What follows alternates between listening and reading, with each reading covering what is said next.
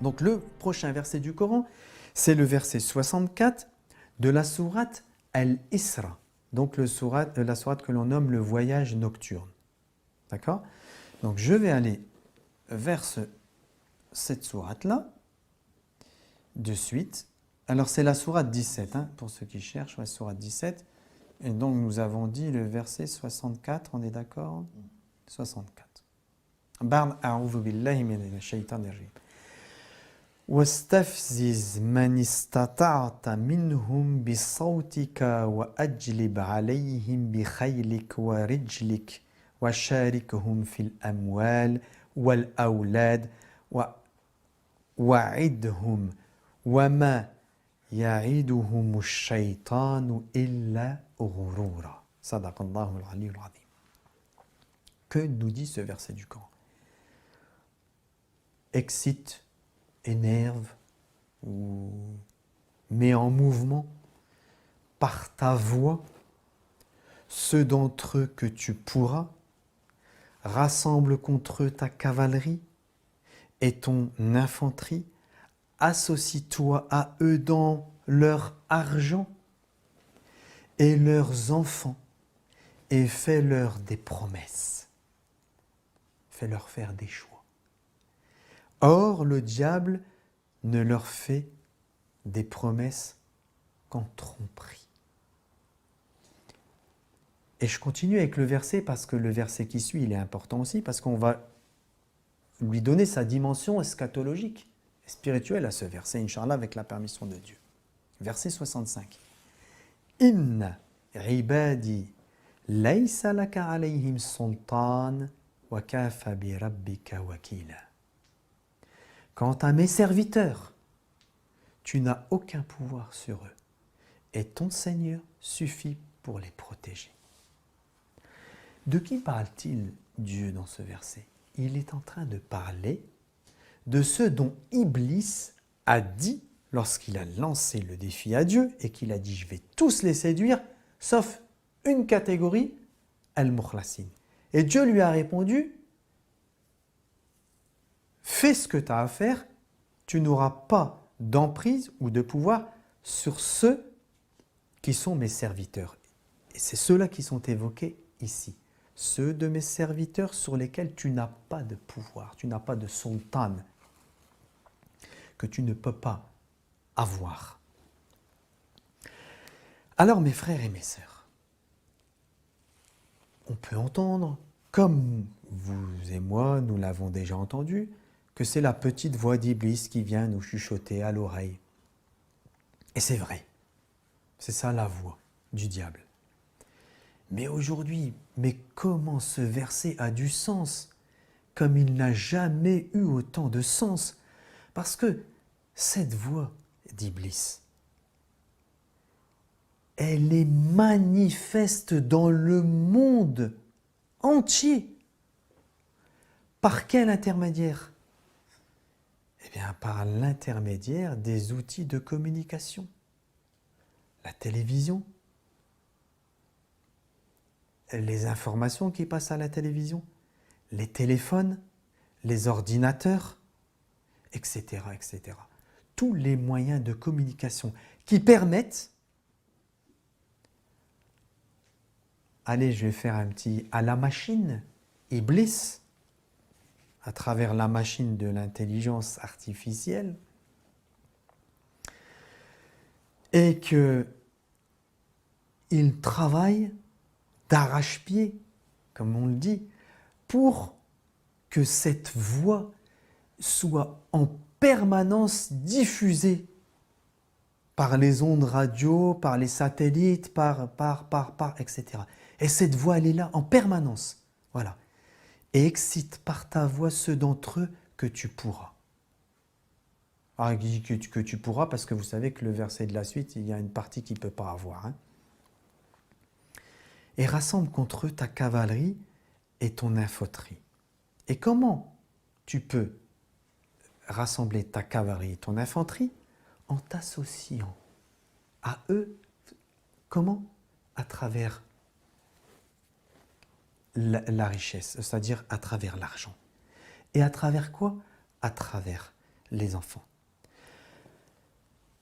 L'argent est un piège extraordinaire. Alors je ne dis pas qu'il ne faut pas avoir d'argent, qu'il ne faut pas investir, qu'il ne faut pas travailler, qu'il ne faut pas... Ce n'est pas ça que nous sommes en train de dire.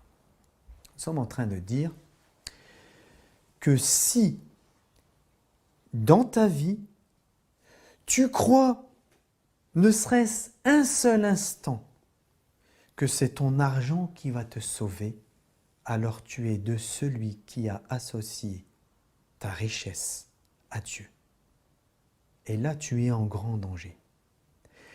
Parce que, normalement, il y a des gens... Allez, je vais vous donner un exemple. Il y a des gens, ils font des économies. Alors, je ne parle pas de ceux qui font des économies pour faire un business, c'est-à-dire un business pour pouvoir travailler, se nourrir ou construire ou faire des choses pour servir l'humanité. Je ne parle pas de ça. Je parle de ceux qui font des économies parce qu'ils se disent un jour peut-être il y aura des problèmes et si j'ai un peu d'argent, c'est ça qui va me sauver. Et voilà, tu es tombé dans le piège. Non, il n'y a que Dieu qui peut te sauver. Ah, bien sûr, je ne vous dis pas qu'il ne faut pas faire des économies, mes frères et mes sœurs. Ce n'est pas ça que je suis en train de vous dire. Mais je suis en train de vous dire, faites attention, que Dieu ne s'associe pas à votre argent par cet intermédiaire-là et que donc vous seriez... Non, que vous associez votre argent dans votre vie, que vous associez votre argent, on va le dire autrement, que comme Iblis l'a dit, il a dit « je vais m'associer à eux par l'argent ». Donc faites attention que vous, dans votre vie, vous ne soyez pas des associateurs par votre argent, que vous avez associé Dieu par votre argent. Ça, c'est clair, comme ça. Et donc, ensuite, il est question de qui? Il est question des enfants. Les enfants, pourquoi les enfants? Ah, les enfants, mes frères et mes sœurs, c'est une faiblesse. Parce que les enfants, ils proviennent de nos reins. Ils proviennent de nous. Et ils sont une partie de nous, tout simplement. Et aujourd'hui, comment Iblis plutôt, fait pour que nos enfants deviennent une particularité d'un associationnisme et d'une idolâtrie. Eh bien, aujourd'hui, c'est Iblis qui éduque nos enfants, à travers sa voix et à travers les systèmes de communication. Si vos enfants sont éduqués par la machine et par Iblis, parce que c'est ce qui est aujourd'hui, eh bien, qu'est-ce qui se passe? Vos enfants, c'est une faiblesse pour vous, c'est une partie de vous. Eh bien, vous allez les suivre dans certaines choses. Et donc, vous allez les associer, encore une fois, à votre vie et à votre foi. Parce que vous allez les faire passer avant. Parce que vous allez dire, ouais, mais, etc., etc. Et ils deviennent un piège pour vous.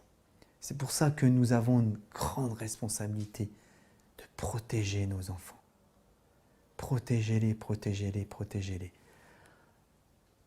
Le monde et les systèmes et les outils de communication, et là, ça dépasse la foi, ça dépasse tout, parce que si vous parlez avec des gens qui sont sensés, qui ont peur pour le futur, qui ont peur pour... je ne vais pas dire qui ont peur, mais qui réfléchissent pour le futur, eh bien, ils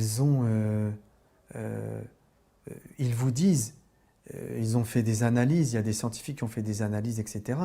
Et le monde dans lequel nous sommes, il est en train de créer des nouvelles maladies chez nos enfants.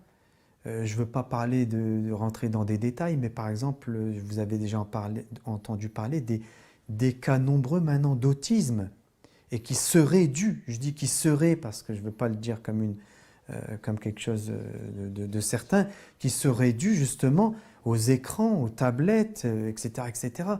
Donc, mes frères, mes sœurs, citoyens, citoyennes, protégez vos enfants.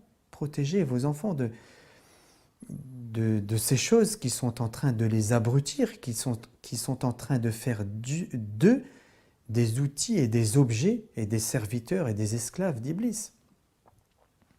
Alors mes frères et mes sœurs, tout ça pour vous dire quoi? Eh bien que Iblis, il s'associe à notre, de différentes manières comme c'est évoqué dans ce verset du Coran, et que nous ne devons pas nous laisser séduire.